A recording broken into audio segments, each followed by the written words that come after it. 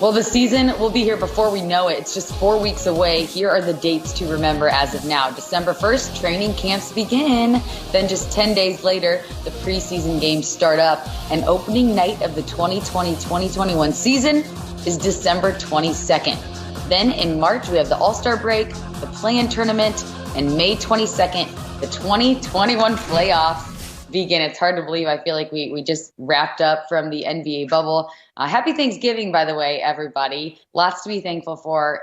For me, I'm incredibly thankful for an NBA season that it's being played at all. After witnessing history and being a part of the NBA bubble, it was incredible what the league was able to do. We knew they could do that for a postseason, but could they keep everybody safe for a full season? That's definitely what I'm looking forward to seeing, and I'm hopeful that they can do that. How about you, Tom, and you, Channing? You know, I'm thankful for Adam Silver, for the leadership of the commissioner, what we've been through, and the way that he is just this wise, trusted voice, a real leader, the way he led the NBA and sports into the bubble and came out of it on the other side, to your point. And as we look forward, we have no idea what happens, but what we do know is Adam and his executive team are on top of things. They're transparent, they're open. The way they responded to Black Lives Matter movement, all of it, every time he delivers, and I'm really thankful he's the commissioner of the NBA. For me, I'm thankful. I'm from Phoenix, so I'm thankful that the Suns are going to be good again. I think they haven't made the playoffs since I left in like 2010 maybe. But no, it's great. I love what they're doing there. I think Devin Booker is a ridiculous talent. Adding Chris Paul. I got my guy DeAndre Ayton down there from the University of Arizona. I really want to see him really explode this year. He's it's just amazing to see what they've done with the culture and Monty Williams having those guys play as hard as they do every single night. What else do you think before, Tom? I'll go with greatness. I was thinking about Giannis and the ability to watch him as he enters his prime years, and he's just we call him a freak for the right reason. You've never seen anything like this with the way he plays. 2-time MVP, can he get 3 in a row?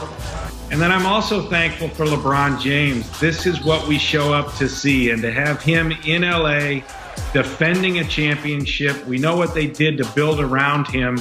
His impact, his imprint on the league is massive and magnificent. We take it for granted, and I'm not going to take it for granted this week. I'm thankful for LeBron James, Channing Frye's best buddy. You know what? Speaking of my best friends, I'm happy and thankful that Tristan Thompson is going to the Celtics. I think that's a great fit for them. I love what they're doing over there with Jaylen Brown and Jason Tatum and Marcus Smart. And, we've had our battles with them when we were playing, but I think Tristan is a great addition. He's a workhorse.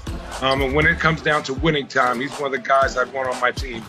So it's going to be interesting to see how he makes them better and how he gets better in that system.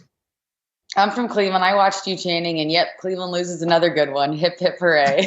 But hey, lots to be thankful for this Thanksgiving, including all of you who are watching the NBA and watching us here on NBA TV.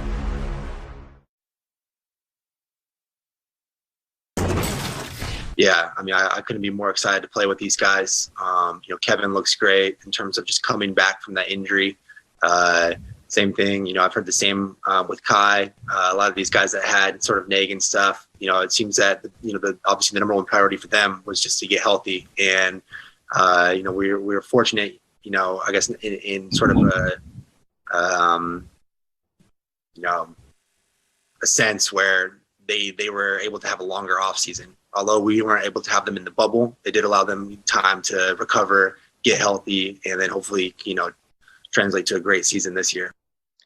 That has to be one happy guy. Joe Harris really developed as a Brooklyn Net, and he's being rewarded for it, agreeing to a 4-year, $75 million deal to return to the Nets. So we bring in our friend Brian Lewis, who covers the Nets for the New York Post. He's also a Nets writer. Brian, thank you so much for joining us. We're looking forward to your expertise. First question is, hey, signing Harris, the bottom line is it's a huge financial commitment. They're now well into the luxury tax, and they still have a few open spots on the roster. How big of a statement is this, and what does it say about the way he's developed within the program? Well, I mean, it's a statement on a bunch of levels. Joe Tsai, the owner of the team, the new-ish owner of the team, said, I will pay the luxury tax if needed to put together a contender, and he's pretty much putting his wallet where his mouth was. You'll probably be on the hook for, I don't know, about $50 million worth of luxury tax. So there's a statement of intent there. And, I mean, for Joe Harris, I mean, this is a guy who basically, with all due respect, was picked off the scrap heap by this team and was getting paid about $900,000 when he arrived. So for him to get to the point where you're talking about a $75 million deal, that just shows the kind of work that he's put in and the kind of improvement that he's made in the 4 years that he's been here.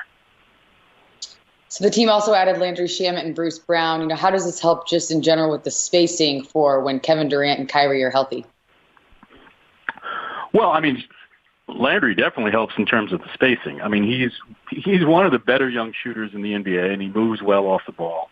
In Brown's case, I think it's probably a lot more about what he provides defensively. I mean, when you have a team with KD and Kyrie, you expect them to score. Their issue, and this is something Steve Nash has been talking about ad nauseum since he got hired, is that they've got to make sure that they're tight on the defensive end. So that's where Brown comes in. I mean, Drew Holiday was the kind of player that they had looked at.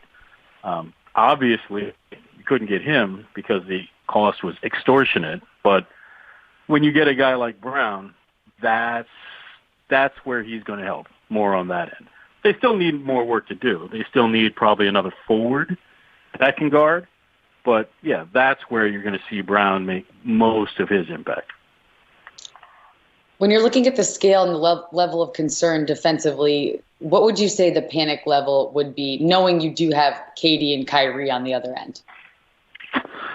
The panic level just on the defensive end or just for where the team is as a whole? On the defensive end, I'd say it's still reasonably high because, yes, you're right. You do have KD and Kyrie. My assumption, despite the fact that KD is a vastly improved defensive player, my assumption is, one, they're going to rest him games. Two, they're going to sit him a lot of minutes. And three, they will probably avoid trying to put him in bad situations defensively as much as they can.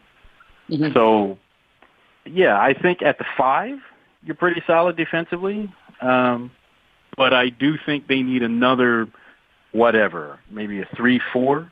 Because right now, if you look and you say all these great small forward, power forward types, you know, the LeBrons, the Kawhis, all of these guys, when you ask, well, who on the Nets is guarding those guys?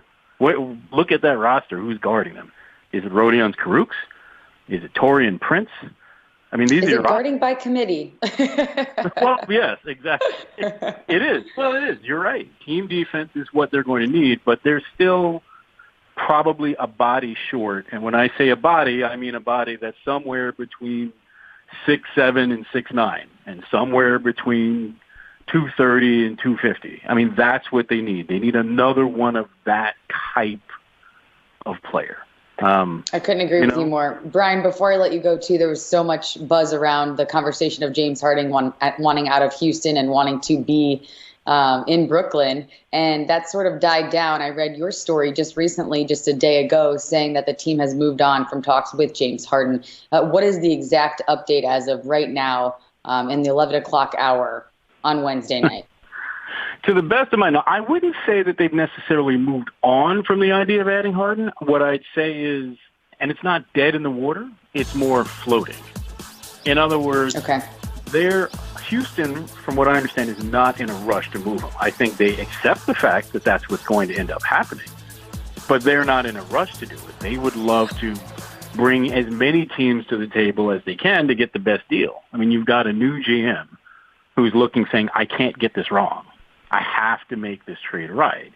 And the Nets are over there saying, well, you know, you've got the disgruntled player. He can go there and make life miserable for you. We'll wait. So if I had to bet, and I'm not a betting man because I'm just too stingy, but if I had to bet, I would assume that Harden will be in Houston on opening night, and that both teams will revisit this later and possibly even looping in a third team if that's what it takes to get this deal done. But so you're telling me there's a chance. Brian Lewis, thank you so much for your insight. We look forward to following your coverage. Thanks so much. Oh, anytime.